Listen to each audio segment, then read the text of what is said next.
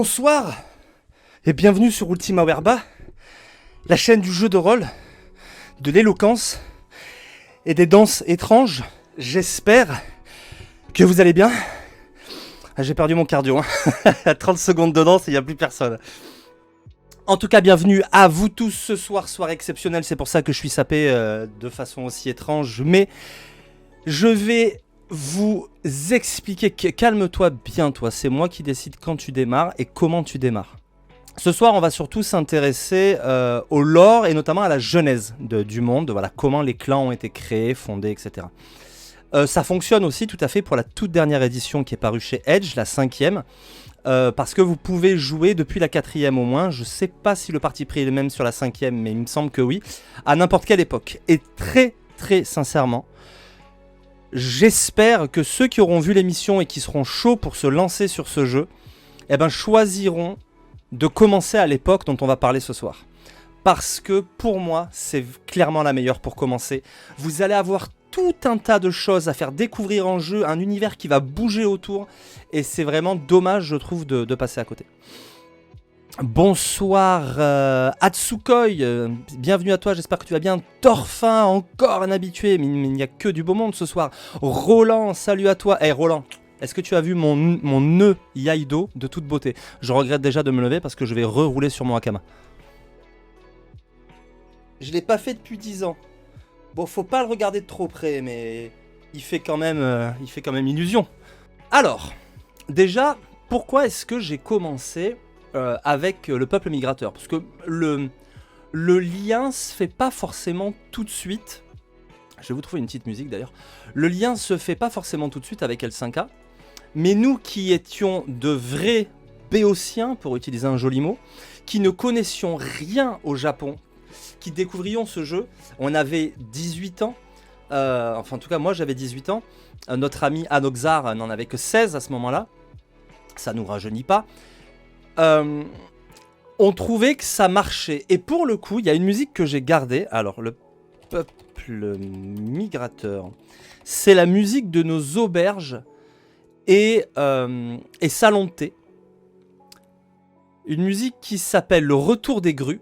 Vous noterez que par rapport à L5K, tout ça, ceux qui connaissent, ça match à peu près. Ouais, désolé pour cette coupure de bourrin. Voilà. Hop, je la mets en fond en même temps. La musique que vous allez entendre, c'est une musique qu'on mettait systématiquement dans nos auberges. Parce que c'était encore l'époque où on n'avait pas tout à fait accès facilement à Internet, en tout cas pas là où on jouait. Donc il fallait utiliser des CD, prévoir à l'avance les musiques qu'on allait utiliser. Aujourd'hui, c'est quand même beaucoup plus simple.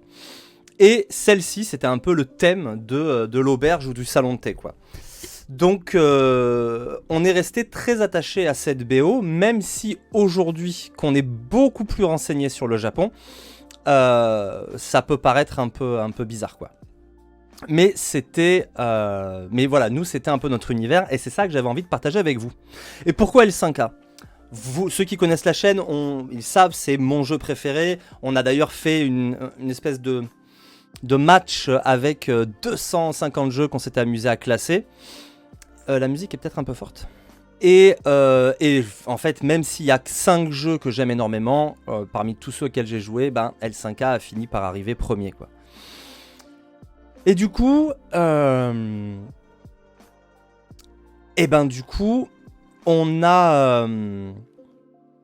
Je me suis perdu tout seul. Musique, L5K, pourquoi? Oui. Souvent, ceux qui connaissent la chaîne m'ont entendu dire qu'il y avait 3 étapes dans ma vie de rôliste. 3 âges clés qui ont fait de moi le rôliste que je suis aujourd'hui. Ça n'a pas été juste une rencontre amoureuse dès la première partie. Il y a eu ça, mais j'avais 14 ans. J'avais 14 ans. On avait tous le même âge. Et ça, je pense, je suis assez d'accord avec Mathieu de Rollist TV qui avait dit ça un jour. C'est très bien pour les adultes d'initier les jeunes.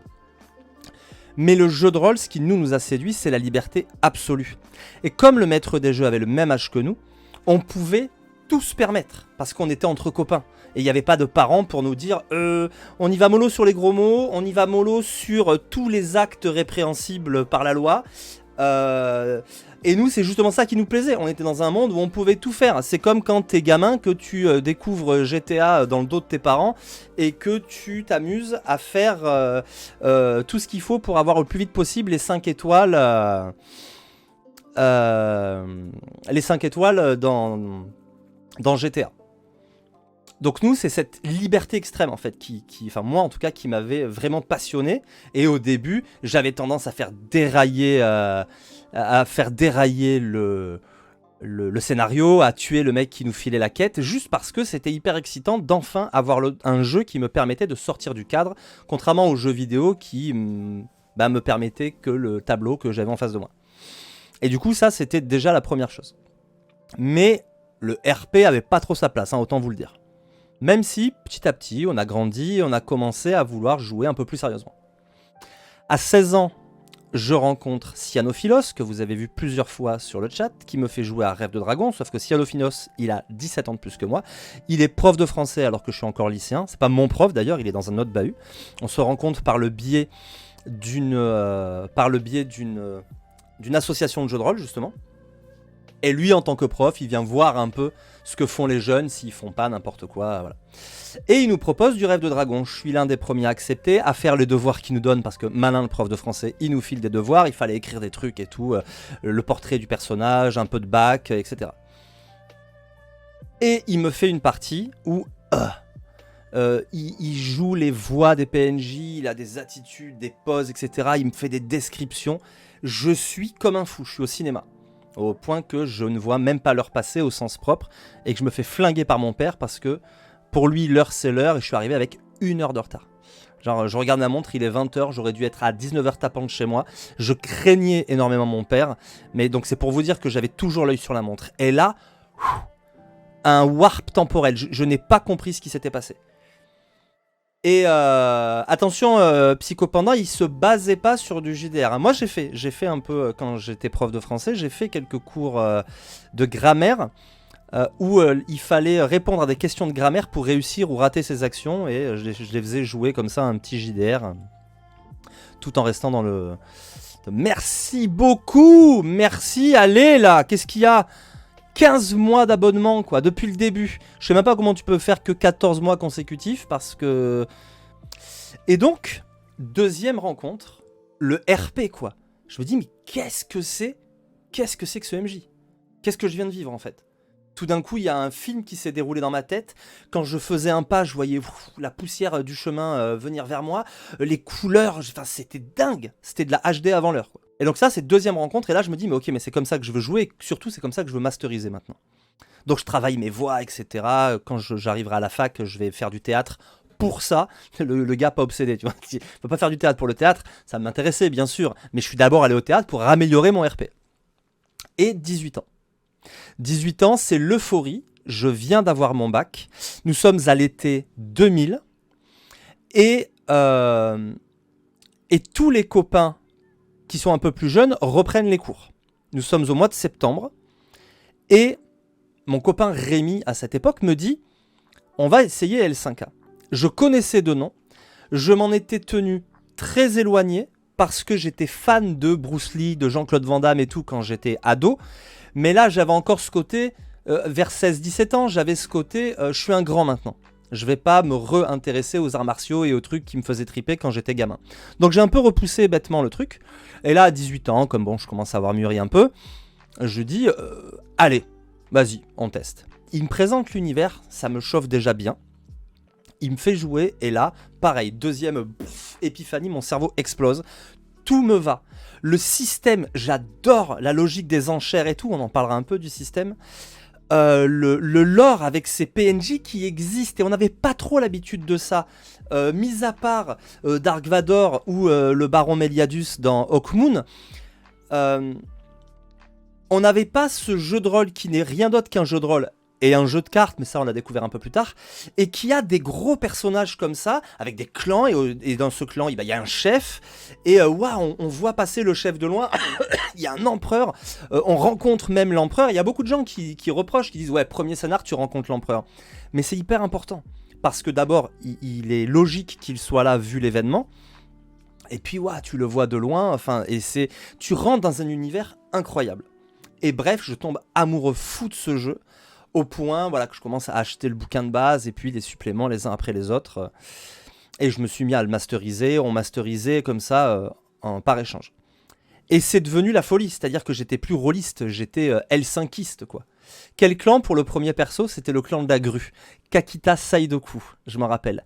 Il est mort au 3e scénar, il est mort lors du scénar du clan du lièvre, en duel contre Bayushi Sadako.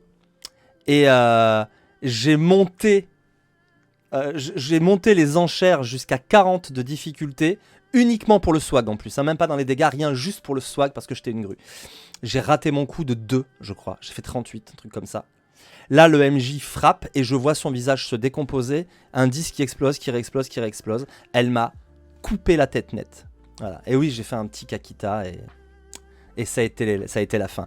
Et je suis revenu avec Akodo Yojiru, un lion. Et ça a été le début de mon histoire d'amour avec les lions. Parce que ce clan est fou, mais du coup, il est génial.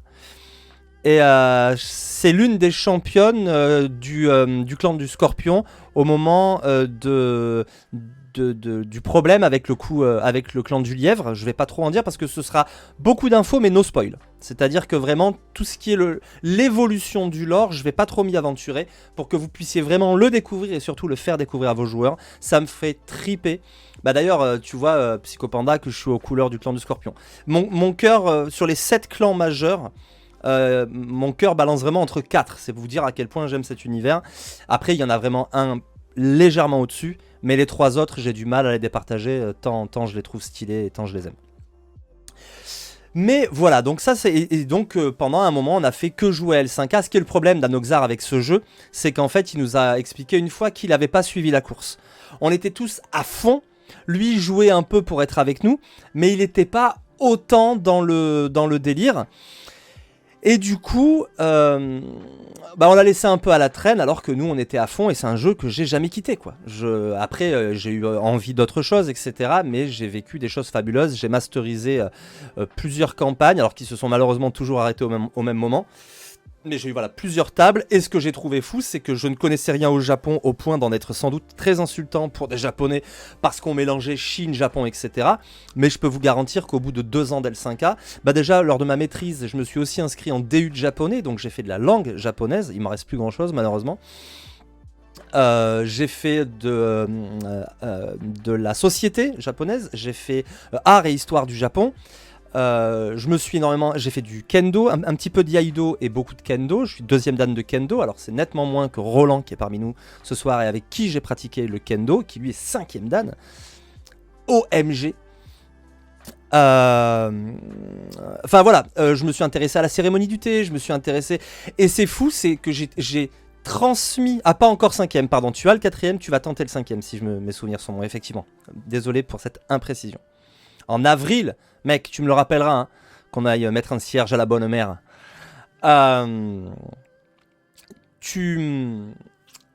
Donc voilà, cet univers m'a rendu complètement dingue.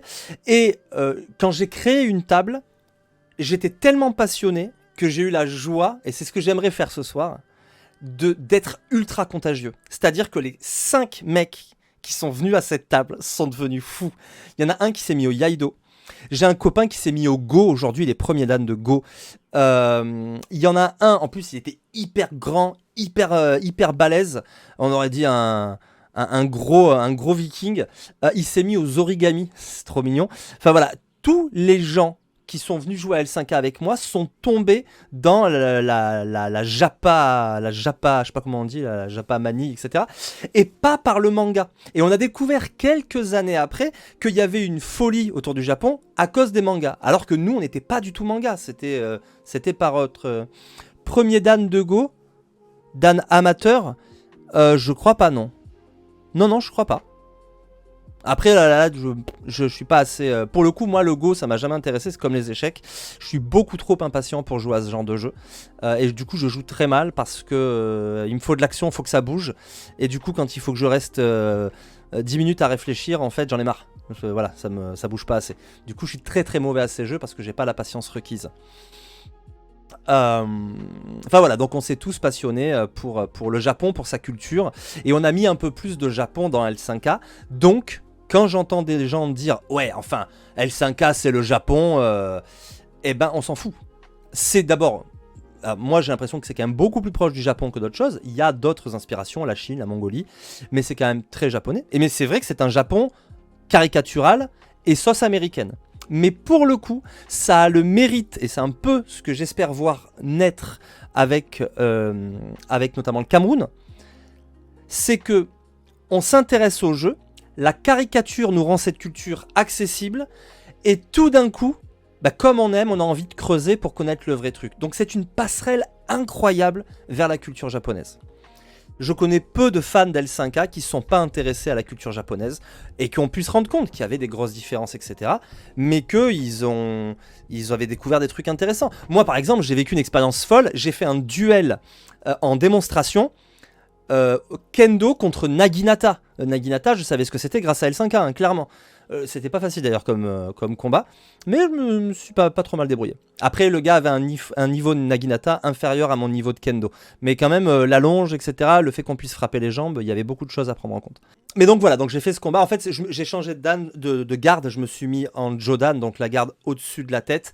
Et du coup, j'ai pu lui enlever le fait que en étant en Chudan, la garde normale, je lui donnais un peu ma distance. Et donc en levant la garde au-dessus de la tête, ce qui se fait, hein, c'est un peu... faut être énergique quoi, quand on prend cette garde, est très disponible. Mais en tout cas, il avait moins d'indicateurs sur sa propre distance. Donc là, comme ça... mais mon premier point, je l'ai pris en me faisant avoir. J'ai foncé dans le tas en me disant il faut que je rompe la distance, et je savais pas qu'il y avait aussi des attaques à la hampe très courtes.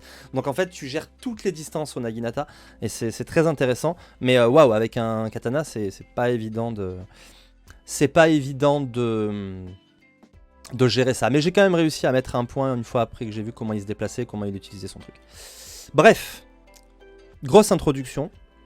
On parlera samedi d'autres choses, que ce sera une vraie causerie où là on papotera. On va notamment parler du challenge de l'année dernière, des bonnes résolutions, là, voir ce que vous avez choisi parmi toutes les propositions que j'avais mises, où vous en êtes, si ça a marché, pourquoi ça n'a pas marché, si ça n'a pas marché. Et on s'en lancera une, mais cette fois il faut encore que j'y réfléchisse.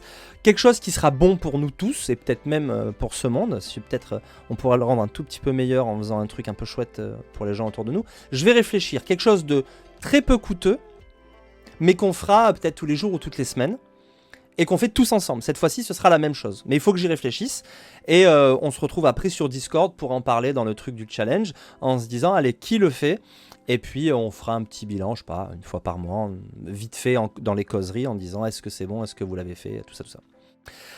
Bah c'est pour ça Radio Cobra, comme ça cette année si tu as des regrets tu pourras faire avec nous, et l'idée c'est justement d'aller contre le principe des bonnes résolutions qui sont un peu très bêtes parce que souvent on se met la pression et on dit des choses qu'on ne fait pas. Là c'est mettre quelque chose de très petit, quelque chose à notre portée, mais quelque chose de régulier tous les jours ou toutes les semaines. On va pouvoir commencer. Ce que vous voyez, l'audio-description, bah si un petit peu vous allez voir. Ce que vous voyez à l'écran là, c'est Rokugan. Rokugan c'est l'Empire d'Emeraude. Et c'est là que tout ce dont je vais vous parler va se passer. Enfin, presque, parce que le début va se passer au-dessus. Au paradis, on pourrait dire, Tengoku. Alors vous voyez que voilà, il y a une grande chaîne de montagnes au milieu, on peut la traverser par un col qui s'appelle le col de Beden, ou la passe de Beden. Voilà, vous avez la forêt de Shinomen Mori, qui est une forêt très connue. Vous avez tout au sud la muraille Kayu Kabe, la muraille qui protège contre les hordes de l'Outre-Monde, dont nous parlerons tantôt.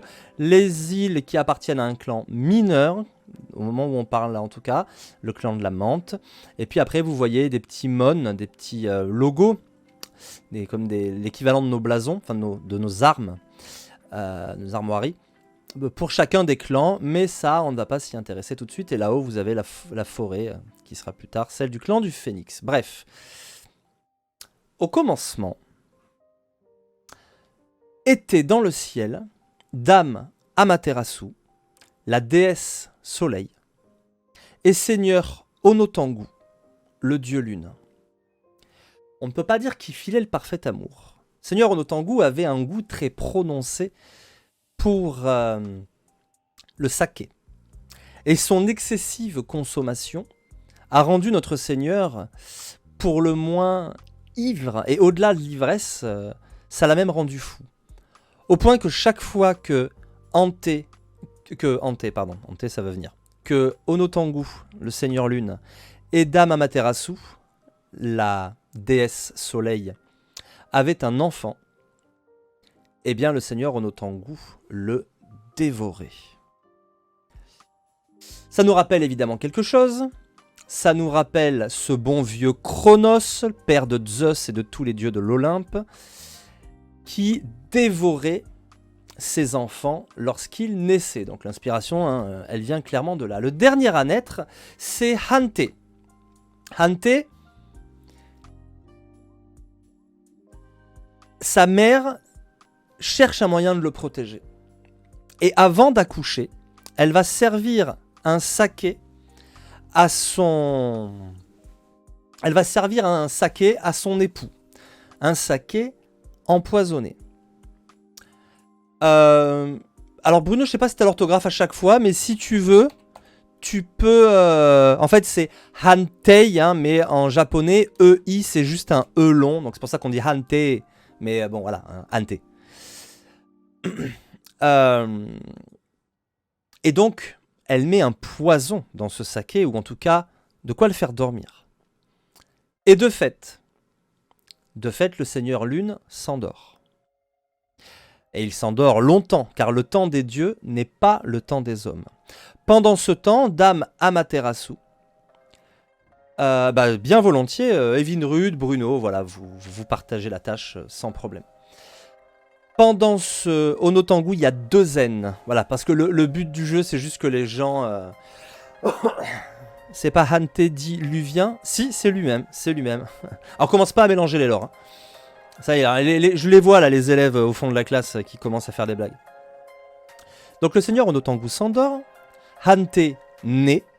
Et il est entraîné par sa mère pour pouvoir affronter son père le jour où il se réveillera. Et c'est précisément ce que Hantei va faire lorsque son père se réveillera. Il va affronter son père et en lui ouvrant le ventre, provoquer la chute des kami.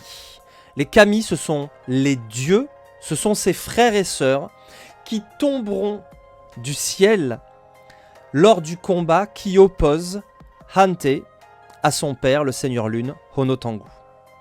Lors de ce combat, il y a 2 choses qui se passent.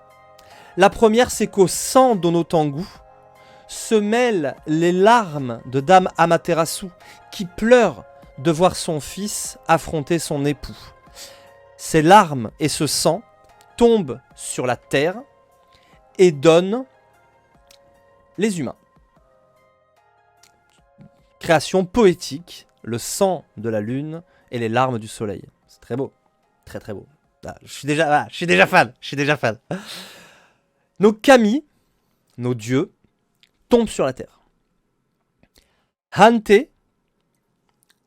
ne tombe pas. En tout cas, pas tout de suite. C'est son 8e frère, ils sont 9 en tout, qui en tombant va lui accrocher la cheville. Ce 8e frère, on l'appelle le 9e fils, le 9e kami, c'est Fuling. Vous noterez, c'est le seul qui a un nom chinois d'ailleurs, enfin en consonance chinoise. On en reparlera après. Il va s'accrocher au pied de son frère et le faire tomber lui aussi. Mais dans leur chute, ils sont séparés. Et personne ne sait où tombe Fuling. Et d'ailleurs, Fuling est perdu. Les dieux sont donc sur la terre. Ils voient les hommes... Bouh, Fuling! Ils voient les hommes. Et ils se disent, Dame Doji, la première, vous inquiétez pas, je vais expliquer les noms, etc.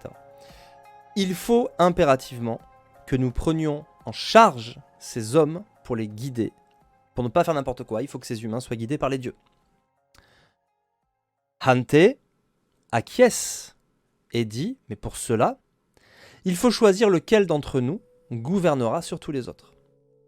Il faut que cette terre ait son empereur. » Et les dieux se mettent d'accord pour organiser un tournoi. Un tournoi dont le vainqueur sera désigné empereur de l'Empire d'Émeraude de Rokugan. Cet être mystérieux que vous voyez, c'est Togashi.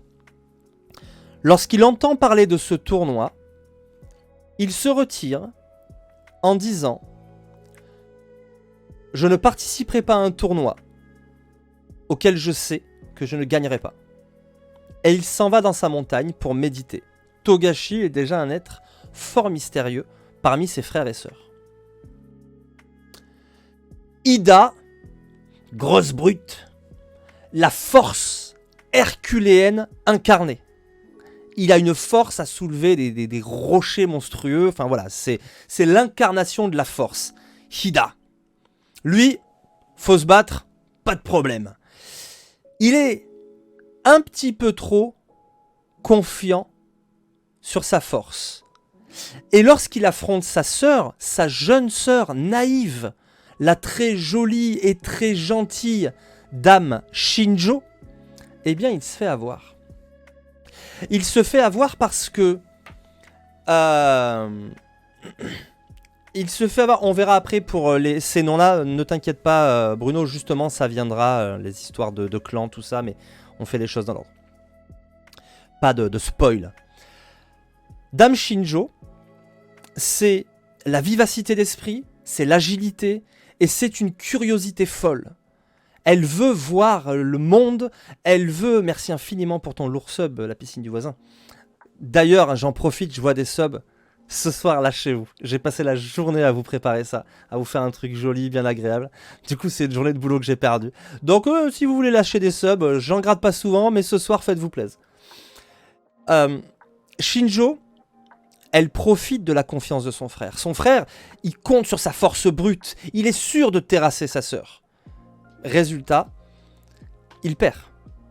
Il perd contre sa sœur qui sait profiter de cette force. Et Ida s'éloigne en ronchonnant et blessé.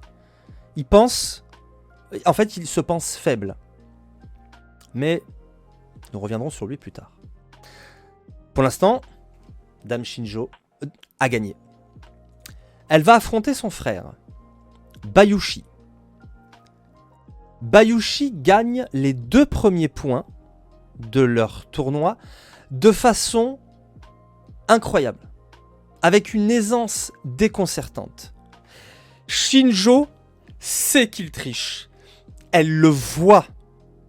Elle n'arrive pas à dire comment, mais elle le voit. Et Bayushi lui dit « Ma sœur, écoute, c'est trop facile. On va essayer de te mettre ta vivacité et ton agilité un petit peu dans la partie. Regarde, je vais tracer un cercle au sol. » Il récupère le fourreau de son sabre pour commencer à dessiner dans le sable un grand cercle. Et tout en dessinant ce cercle, très lentement, il s'applique.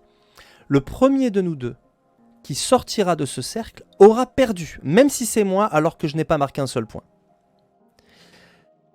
Il termine lentement son cercle pendant que Dame Shinjo se dit « Tricher, ça ne se fait pas, c'est indigne. C'est contraire à l'honneur. » Mais juste cette fois-là, et elle va se précipiter sur lui pendant qu'il a le dos tourné et qu'il est en train de fermer le cercle. Alors que elle arrive sur lui et qu'il est encore pris au dépourvu, elle croise son regard et elle comprend, mais trop tard, que c'est exactement ce que Bayushi attendait. Au lieu de résister et de se camper pour la recevoir, il se penche, et mesdames et messieurs, c'est l'invention de la célèbre planchette japonaise. Il l'a fait passer par-dessus lui, et elle a le temps, elle se dit qu'elle a eu de la chance, parce qu'en plus il a tracé ça pas très loin d'une falaise impressionnante. Et finalement elle se dit que manquer à l'honneur ne l'a pas aidé à gagner. Et ça la sauvera quelque part. Ça lui permettra de se dire que tricher n'en vaut pas la peine. Mais elle perd face à Bayushi. Évitez les spoils, les amis. Je vous garantis que vous aurez des détails sur ces histoires. Donc, s'il y en a qui veulent ajouter des choses sur Bayushi, je reviendrai plus tard à Bayushi. L'idée, c'est d'abord de vous présenter le lore. Et après, je vais revenir sur les clans. Et notamment sur leurs fondateurs. Bayushi affronte Shiba. Shiba, c'est l'observateur du groupe. Il est très calme. Il est très posé. Il observe. Il note. Et c'est précisément ce qu'il fait avec Bayushi. Il voit Bayushi combattre. Il sait qu'il triche. Il voit comment il triche.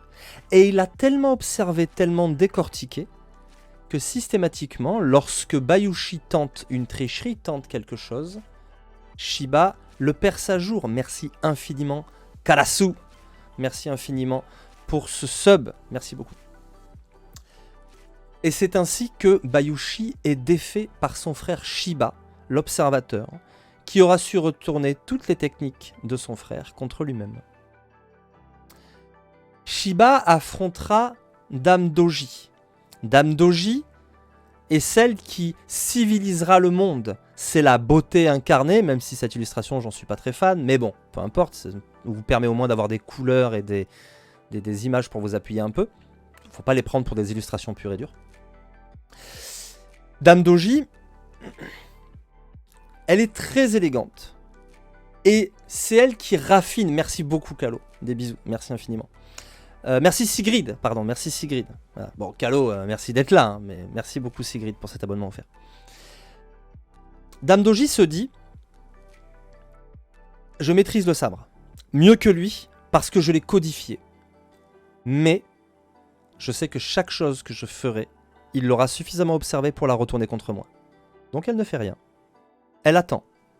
Et elle attend très longtemps. Jusqu'à ce que même le patient Shiba décide d'attaquer. Or ça, elle le sait. Au sabre, elle le surclasse. Et c'est ainsi que Dame Doji parvient à vaincre Shiba. Mais elle affronte ensuite Akodo. Akodo le borgne. Akodo, l'honneur et le courage incarné. Akodo qui doit aussi parfois gérer avec son orgueil et sa rage. Akodo, le stratège. Il n'est pas aussi rapide, il n'est pas aussi bon au sabre que Dame Doji, mais c'est un stratège hors pair et c'est sa tactique qui lui permet de l'emporter sur sa sœur et d'affronter le dernier, Hantei. Le duel d'Akodo et de Hantei est extrêmement célèbre car il lance une prophétie. Merci infiniment le Kyrolis pour ces 5 abonnements offerts à la commu et pour ce train de la hype. Wouhou, merci beaucoup, ça me fait tellement plaisir en plus que vous vous enjaillez sur cette soirée parce que vraiment je suis très très très content de prendre un peu de temps juste pour vous parler de mon JDR préféré. Akodo affronte Hantei. Mais Hantei le surclasse en tout. Il a eu du temps pour s'entraîner quand tous les frères et sœurs étaient dans le ventre de leur père. Il a eu du temps pour pratiquer le sabre avec sa mère. Et c'est d'ailleurs sa mère, si vous regardez l'image, qui va l'aider à gagner sur l'une des touches. Car avec son sabre, il aveuglera l'œil unique d'Akodo le borgne. Sur son dernier coup, Akodo est fou de rage. L'honneur se mue en fierté mal placée. Et il décide de mettre un terme à cette mascarade. Il invente quasiment le sutemi. Le sutemi qui est ce principe japonais qu'on retrouve au judo notamment, mais au kendo, enfin dans beaucoup d'arts martiaux, du sacrifice pour vaincre. Tant pis si je perds un bras, moi mon attaque, elle sera mortelle. Mais Hantei, encore une fois, le voit venir. Et la charge d'Akodo est tellement violente qu'il pourrait en mourir. Son frère retient sa lame, retient son cou et lui dit, et Akodo lui dit, se rendant compte à quel point il a été en colère et à quel point il a failli tuer un dieu, il dépose son sabre, s'agenouille devant son frère, retrouve son calme, et c'est pour ça que les Akodo plus tard seront plus pondérés que les Matsu. Pose son front au sol, reconnaît la supériorité de son frère et lui dit « Mon frère, moi, ainsi que toute ma descendance, nous jurons de te protéger, toi, ainsi que toute ta descendance. Et du haut de sa montagne, celui qui a tout observé depuis le début, Togashi, murmurera une phrase très importante, même si je ne vous en donnerai pas la signification ce soir, mais elle en a une dans le lore, et c'est ça que j'adore avec ce jeu. Avec la chute du dernier Hante, viendra la chute du dernier Akodo. Hante, premier du nom, devient l'empereur de l'Empire d'Emeraude et règne sur Rokugan. Il donnera à chacun de ses frères et sœurs des tâches qui ne seront pas encore définitives. On parlera justement des tâches définitives après un gros événement. Mais chacun va commencer à faire ce pourquoi il est déjà plus ou moins fait. Et c'est ce que, d'une manière ou d'une autre, Hante ne fera qu'entériner. On va éduquer les humains. C'est la naissance de l'ordre céleste. D'abord, il y a les kami, qui sont des dieux. Et ceux qui les servent, les samouraïs, samouraï ça veut dire serviteur, sont la caste de la noblesse. Ceux qui servent les dieux. Ceux qui sont au service des samouraïs, les heimin, ou le demi-peuple, sont les paysans qui nourrissent l'empereur et les samouraïs. Les artisans qui fabriquent les objets utiles à l'empereur et aux samouraïs. Et enfin les commerçants qui sont de moindre importance parce qu'ils ne font que commercer. Toutefois, ils font tous partie de l'ordre céleste et de ce qu'on appelle les heimin, le demi-peuple. Puis en dessous, il y a les hinin. Les hinin, c'est le non-peuple. Tous ceux, merci infiniment Oberon pour ce lourd sub, merci beaucoup. Les hinin, ce sont les artistes de rue, les mendiants, les laissés pour compte et les geishas. Attaquer une geisha, c'est pas risqué quand on est un samouraï, à moins qu'elle ait un prétendant très très puissant. Donc, c'est quand même des gens avec lesquels il faut faire attention. Tout en dessous de ça, en dehors même de l'ordre céleste, il y a les Eta, l'équivalent japonais des Burakumin, pour ceux qui connaissent un peu le Japon. C'est vraiment un peu les intouchables en Inde. C'est la caste la plus... pauvre. C'est plus ou moins des... Oui, un protecteur plus qu'un prétendant, Van Ragnar. Bienvenue à toi, tu as raison. Un protecteur ou j'allais dire un amoureux, enfin voilà. Mais c'est plus compliqué parce que les geishas sont vraiment des dames de compagnie et ne sont pas du tout des prostituées. Les prostituées sont des makuras et ça c'est vulgaire et c'est autre chose. La geisha c'est plus compliqué. On peut la séduire, lui offrir des cadeaux et éventuellement même l'épouser. C'est un peu dans ce sens-là aussi que je parlais de prétendant, mais tu as raison quand tu parles de protecteur. Eta veut dire que vous touchez à tout ce qui est l'impur, les morts, parce que dans L5A, et ça c'est pas forcément très japonais, notamment le sang, les morts, la chair, tout ça dans Rokugan on n'y touche pas. On ne mange pas de viande par exemple, à une exception près, mais on ne mange pas de viande. Allez, 2 exceptions près. Les pauvres vont manger de la viande, ils peuvent, mais la noblesse surtout pas. La chair morte est impure, le sang est impur, donc quand il faut nettoyer du sang après un duel, c'est des Eta qui s'en occupent. Quand il faut déblayer un cadavre, c'est les Eta qui s'en occupent. Quand il faut faire de la tannerie, parce que les pauvres utilisent du cuir, mais les samouraïs surtout pas, c'est de la vache morte. Encore une fois, on verra qu'il y a des exceptions. Et qu'y a-t-il d'autre ? Oui, bah le fait que ce sont des quasi-esclaves, que Un État ne doit surtout pas dire non à un samouraï, quoi qu'on lui demande. Et pour vous dire à quel point on utilise parfois les États qu'on empile pour tester à quel point les sabres sont tranchants. Donc ça, c'est quand même un délire voilà, bien à part, mais qui est intéressant. D'abord parce qu'on va vouloir faire...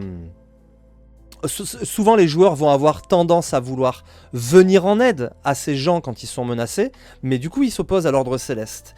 Et c'est aussi intéressant d'essayer de déplacer son cerveau dans une autre culture et de se dire, bah, aussi abject et aussi fou que ça me paraisse, dans cette culture-là, dans cet univers-là, ça se passe comme ça.